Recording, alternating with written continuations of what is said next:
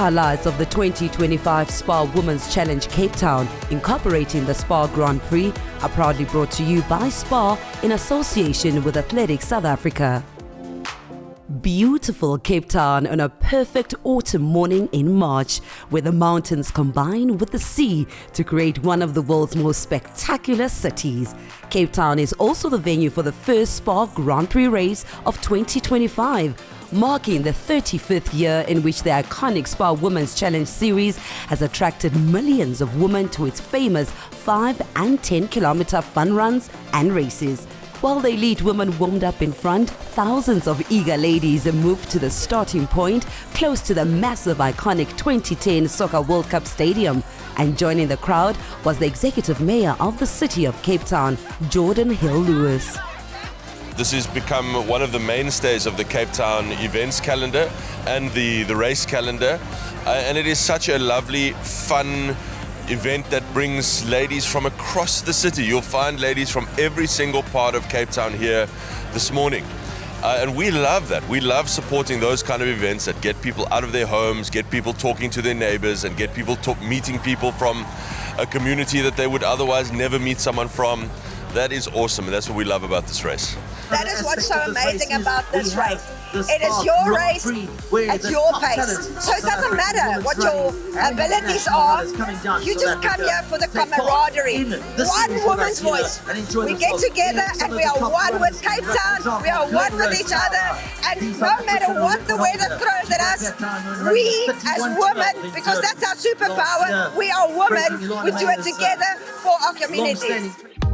The 10-kilometer route for the Grand Prix started next to the Greenpoint Athletics track and turned right close to the sea, moving towards Granger Bay, next to the Metropolitan Golf Club towards the V&A waterfront.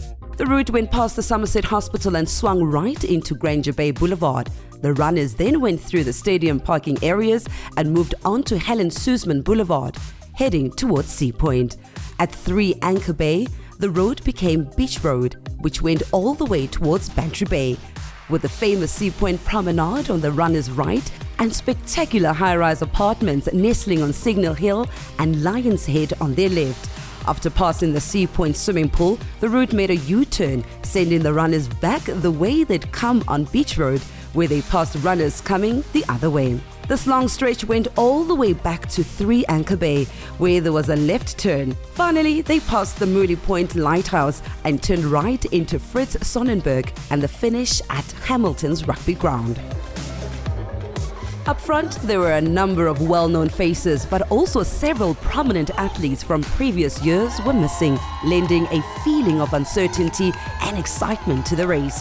After an unexpected delay due to safety officials clearing the route, they were on their way. In cool, windless conditions, everyone expected really fast times on the flat, sea-level course. But these things can never be predicted. The early tactics determining the likely end time. Cautious starts by the favorites could lead to a tactical as opposed to a super fast race. To make the start more orderly, there were several start batches, and here the atmosphere was distinctly different, more relaxed and festive. When the front runners reached Beach Road, a large lead group set the pace with defending SPAR Grand Prix champion Glenrose Kaba in the red colors of boxer and wearing long compression socks, the early pace setter. Tucked away in the big bunch was Caster Semenya of the Maasai Athletic Club as they ran past the golf course. With such a large group of runners together, the pace seemed not to be particularly fast, with the favorites happy to play cat and mouse, testing one another's endurance and determination. Fireworks were therefore likely to come later. Next to Glenrose in the green of Nedbank was a newcomer, Meseret Fita from Ethiopia, and behind them a regular top 5 finisher, Salam Gebre.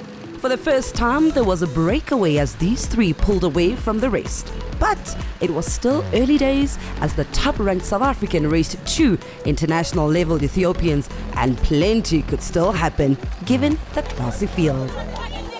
At the start, the 10 and 5 kilometer walkers were now on their way. The leaders were heading towards Helen Suzman Boulevard, with Glenrose leading a long line of runners.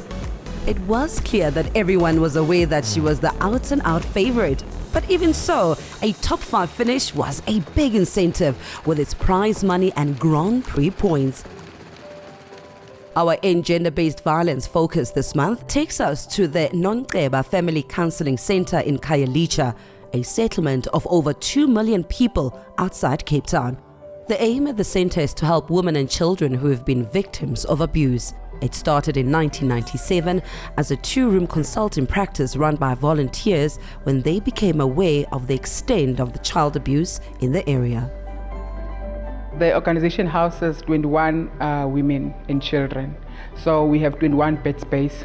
So it means that if a woman comes with, a woman comes with 3 children, so we count that as 4 because we have to accommodate them. So it's for a 3 months admission criteria that we have, but irrespective of the nature of their cases, we need to make sure that we accommodate them and we follow the admission criteria that we have.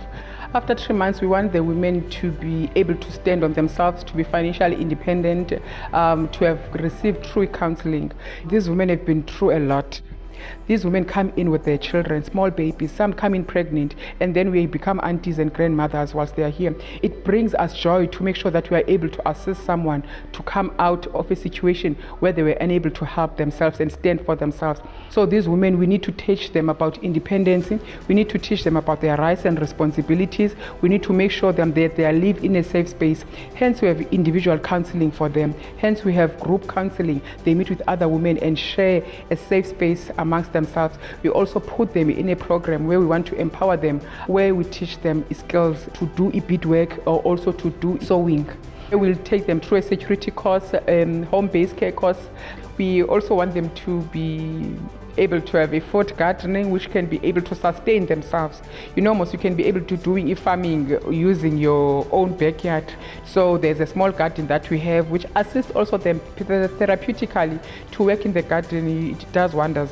So when they live here, they can be able to do their own garden in their own yards and be able to sell. We're talking about economical viable women who are going to be able, when they leave the center, to be able to start their own small business. We also assist them in terms of getting protection orders. You know, we liaise with their investigating officers if there's a case that has been opened. We take the children to the schools, make sure that they are safe. We speak to the teacher and saying that this child is under our care now for this certain period. We are those people that are supportive of them. We become their family whilst they are here. Our main goal at the end of the day, we want them to be able to stand on their own, to live a life that they had dreamed of in the past, so that they can be able to say, I went through this, but now look where I am. In December last year, there was a devastating fire at the centre, causing it to close. Repairs are currently underway and they hope to reopen soon to continue serving the women and children of Khayelitsha. You know, God was with us on the day, and no one was hurt. I remember we had about 19 women and children at the center at the time, the youngest being 3 months old. So it came as a shock to us that now what are we going to be doing? We've started with the renovations, making sure that our safe special center is going to be on par. We spoke to 2 former residents of the centre, both victims of gender-based violence. One of them was diagnosed with brain cancer and referred to Nonga by her doctor. I've got support here. I finished my chemo here. Like, everything went well. It's nice to stay here by Nonga. My life wasn't easy. Nonga was there for me, but I'm a strong woman. I can see that. I know how to keep my life in line. Yeah. With tears in my eyes, I still manage to say I'm fine. We are family here. Nonga brings hope to me. The counseling that I get inside in these rooms, they bring hope. They bring hope to my kids. There is life after abuse. There is hope. There is light after the darkness. The hope for the center is for us to grow in leaps and bounds, being able to stand out there and say to the community, enough is enough. Speak up, speak out, because together we are stronger than working in individuals. With Glenrose Gaba still driving the pace and Salam Gebre and Maseret Fita close by, the leading trio moved from Helen Suzman Boulevard onto Beach Road. There was now a gap of about 30 meters back to the chasing group, which consisted of 4 runners, Lebo Palula, Karabo Mailula, Xaxisile Sosibo and Karabo More. In many ways, the SPAR Women's Challenge is about thousands of women who just want to get out into the beautiful Cape Town beachfront environment with their friends. The same formula has worked for more than 3 decades. These women are there for fun, fitness and fellowship. Oh, today is very nice. I'm running 10 kilometers. So I'm enjoying everything, baby girl. Oh, fine! And a lot of fun! So much fun! I just love running. I'm just here for running. Just to be with other women, to celebrate with other women, and to just go for a challenge. Going awesome. Yo, I haven't done this in a long time. I'm originally from Durban, moved to Cape Town, my first Cape Town SPAR race. By the time they reached Beach Road through Sea Point, Maseret Fita had dropped right back and was out of the top 3, leaving Kaba and Gebre together in front. By now, the pace had picked up considerably, and soon Karabo Mailula, Lebo Palula and Xaxisile Sosibo stomped past a struggling Maseret Fita.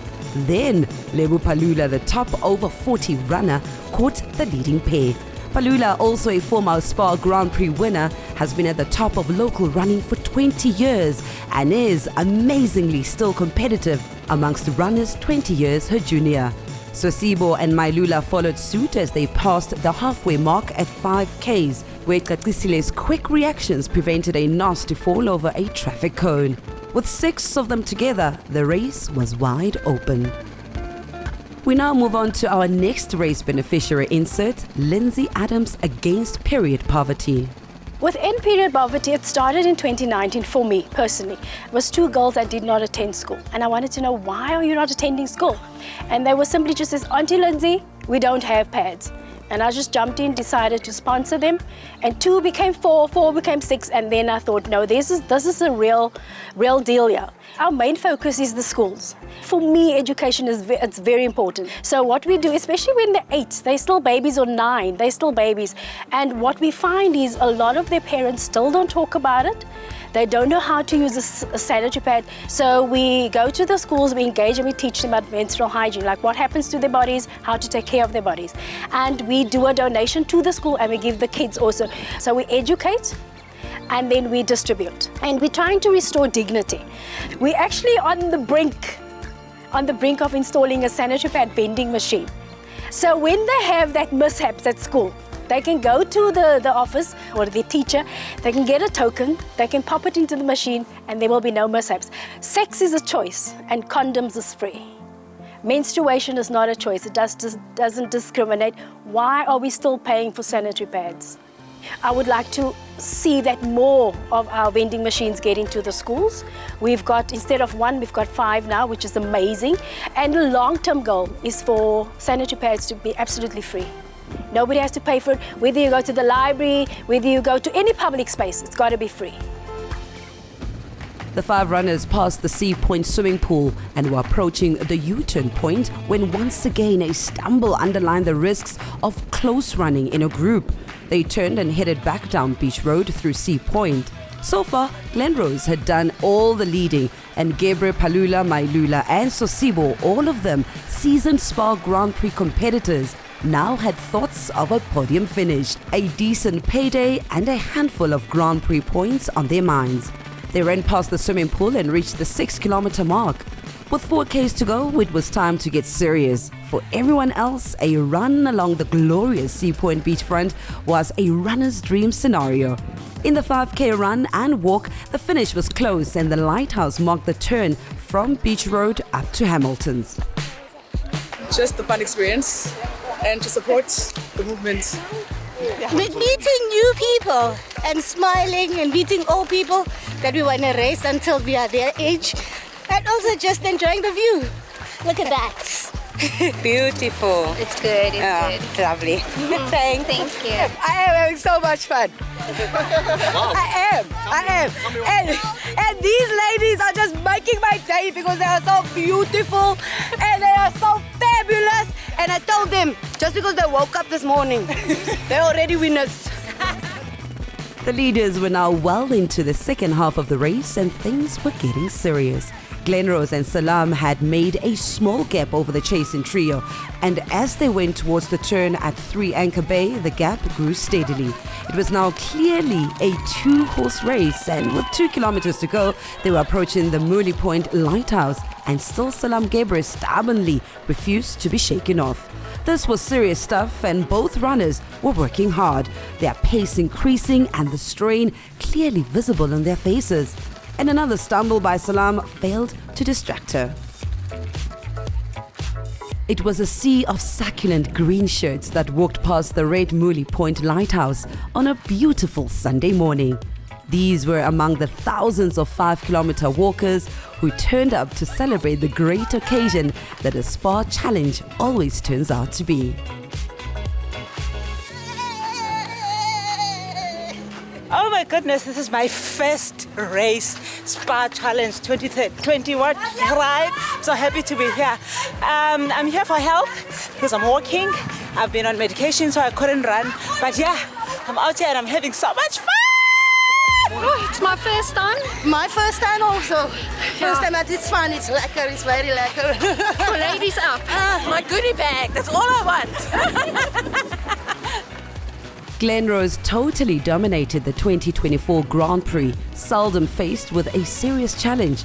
But this was a different story as the Ethiopian international clung onto her like a leech.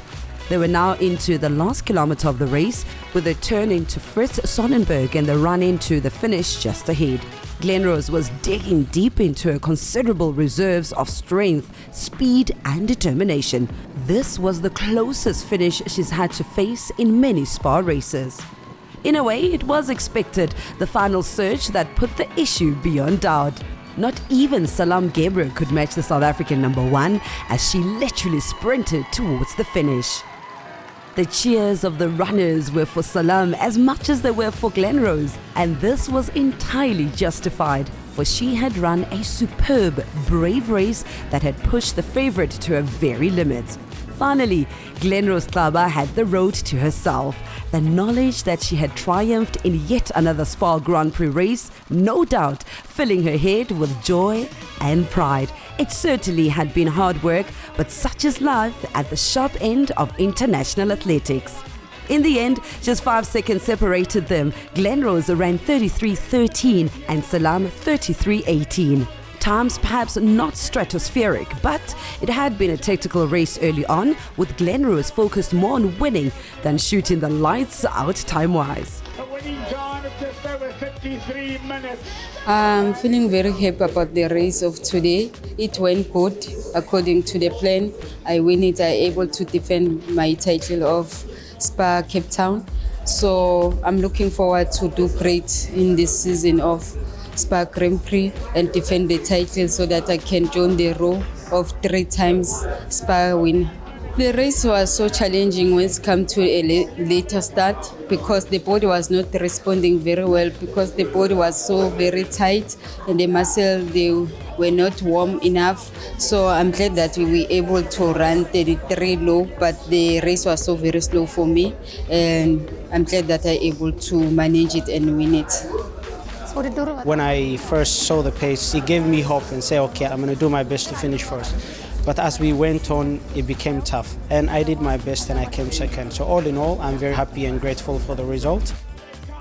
Karabo Mailula finished third in 33.33, giving the Tax Athletics Club a welcome podium position. Just 2 seconds later, Kaklisile Sosibo came home fourth and the second boxer runner. My race, it was good. And I thought that it's gonna be so windy, so challenging for my side, but everything went well, and I'm so happy with my position 3.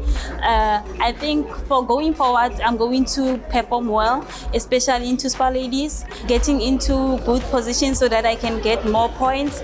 And my plans for this year is my PB is to be 32 and then qualify for the 21-kilometer world students and 21-kilometer world. While Glenrose was the star of the show, Lebo Palula's run in 5th place was amazing, given that she is 41 years old. Even after 22 years on the road, this was one of her best runs ever. The aim, it was to run 33 minutes or 32 if I'm happy. But I'm so happy with my age.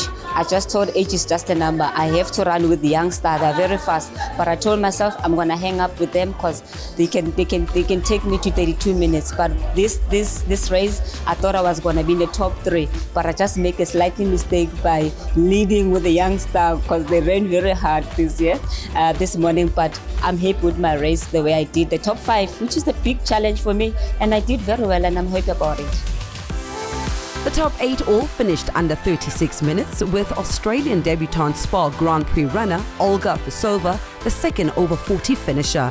Meseret Fita faded to 7th in the end. It was tight in terms of time, just 22 seconds separating the top form.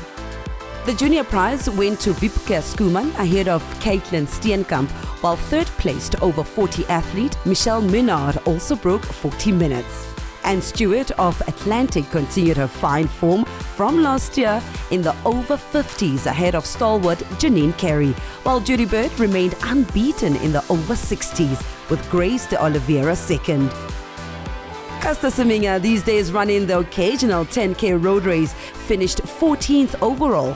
What is interesting is that she now ranks as a top coach with 4 of her runners in the top 10, and that includes the race winner Glen Rose. I'm very happy. Once in a lifetime, when you finish a race, you feel fulfilled. You feel like if you train more, you can do better. As a coach, it's beautiful. And knowing that 4 of my athletes are in top 10, for me now, it gave me hope to say, look, continue. You want to be a great coach, you got to be in top 15. Because I knew that I have chances to do that. I had to, surpass, about 3 to 4 athletes at my last 3K. I dig deep, in the last 3, kilometers. I knew I have it in me, but to be honest, it's a great feeling. It's a great place to be as a coach. After round 1 of the SPAR Grand Prix, Glen Rose on 25 points leads Salam by 1 point. Mailula, Sosibo and Palula are in the top 5, but the latter 3 failed to earn any time incentive bonus points. For the next 90 minutes, the runners and walkers poured into the finish, every one of them proud of completing another SPAR journey, one of fun, fitness and fellowship. And there's probably no better place to do this than on the iconic Sea Point beachfront, close to the world-class V&A waterfront and the iconic Cape Town Soccer Stadium. It is a very, very much privilege, and you can see, meet a lot of other new people from different groups. And you're outside in the open air, breathing in the sea breeze. That's nice. Today is just being with other ladies and having some fun, and just the spirit and the vibe that we're. And I met a new friend today. A SPAR friend. First time today that we met, so we're like old friends. And now we did all walk together. Okay, so, God bless you. Thank you. Okay.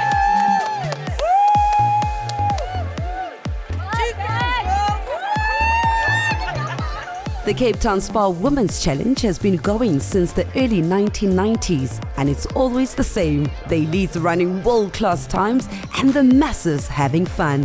One by one, they came across the line, some jogging, but many walking, some pushing prams, others wearing colorful tutus, moms with small kids in hand. But the fun wasn't over by a long way. After the finish, everyone collected their finisher's medal, grabbed a drink and waited for the entertainment to start. And of course, time to chat and compare notes about the race. What a day! Finally, on stage to get everyone's heart racing was music legend Snotkop and his dancers.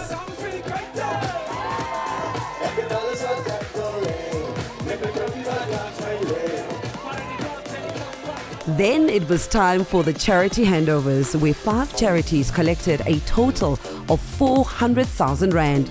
Then came the giant lucky draw when the vehicle sponsor Hyundai handed over the keys of a new Hyundai Extra 1.2 Premium MT worth 270,000 rand to lucky runner Lindsay Petit of the West Coast Club. A similar car will be won by a runner at all Grand Prix races this year. Finally, the podium winners came on stage. First, the over 60s, led by Judy Bird. Then the over 50s with Anne Stewart, and 40s with Lebo Palula. then the proud juniors with Vipke Skuman #1. Finally, it was time for the top 3 to receive their prizes, and a smiling Glenrose Kaba got the biggest cheer. Don't forget that in June, we'll move to Durban for the next SPAR Grand Prix race. See you there.